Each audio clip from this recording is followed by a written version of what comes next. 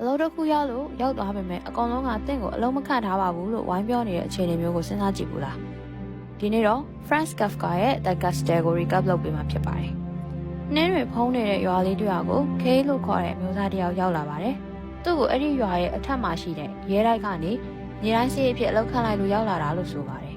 အဲ့ဒီရဲတိုက်ကမြူရီကြားမှာပုံကွယ်နေပြီးရွာရဲ့အရာရာတိုင်းကိုထိန်းချုပ်ထားပါတယ်အဆင့်အတန်းအလောက်ကင်ကစားလို့လက်ထပ်ပေးတာတွေအထိခွင့်ပြုချက်အားလုံးကအဲ့ဒီရဲတိုက်ပေါ်ကပဲလာတာပါဒါပေမဲ့အဲ့ဒီရဲတိုက်ထဲကိုဘယ်သူမှမရောက်ဘူးကြပါဘူးခေရောက်လာတဲ့ခါရွာသားတွေကသူ့ကိုအထူးဆန်းဖြစ်နေကြပါတယ်ဒီလိုနဲ့သူဟာတကယ်ပဲအလောက်ခံရတာပါဆိုတာကိုသက်သေပြဖို့ကြိုးစားပါတော့တယ်စာရီရေးတယ်အရာရှိတွေကိုစောင့်တယ်သူတို့ပေးတဲ့သတင်းစကားကိုတော့သူတို့ကိုယ်တိုင်သိချာနားမလည်တဲ့စာပို့သမားတွေနဲ့စကားပြောတယ်သူအဖြစ်တစ်ခုခုရဖို့နေကြလာတိုင်းစီးမြင့်အစ်တွေထွက်ပေါ်လာတယ်ကြံ့ကြာမှုတွေနားလည်မှုလွဲတာတွေကအဆုံးမရှိပါဘူးရဲတိုက်က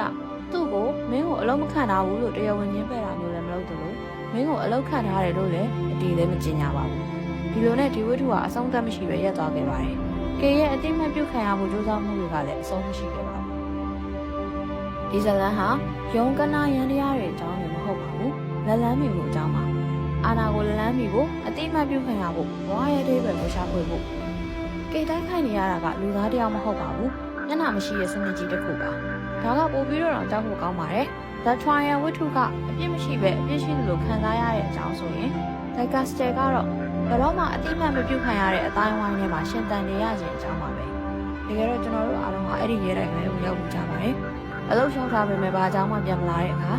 အရေးကြီးတဲ့ email ပို့ထားပေမဲ့ reply ပြန်မလာတဲ့အခါလူတိုင်းကစီးမြင့်တွေကိုသိနေကြပြီးကိုတယောက်တည်းဘာလို့ရမှမသိဖြစ်နေတဲ့အခါမျိုးမှာပေါ့ Kafka ကတင့်ကိုအဖြေတွေပေးမှာမဟုတ်ပါဘူးသူကခံစားချက်တစ်ခုကိုပဲပေးတာပါအဲ့ဒီခံစားချက်ကတင့်ရင်ထဲမှာဆွဲကြံရင်းနေပါလိမ့်မယ်